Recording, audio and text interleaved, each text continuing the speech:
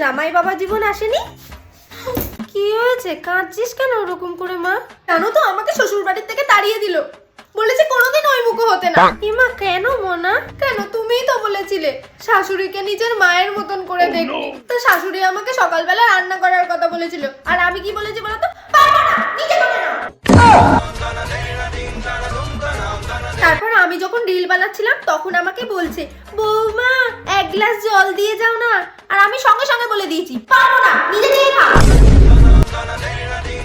আর বলেছিল কি, ছাদ থেকে জামা কাপড়গুলো একটু তুলে নিয়ে আসো না বৌমা।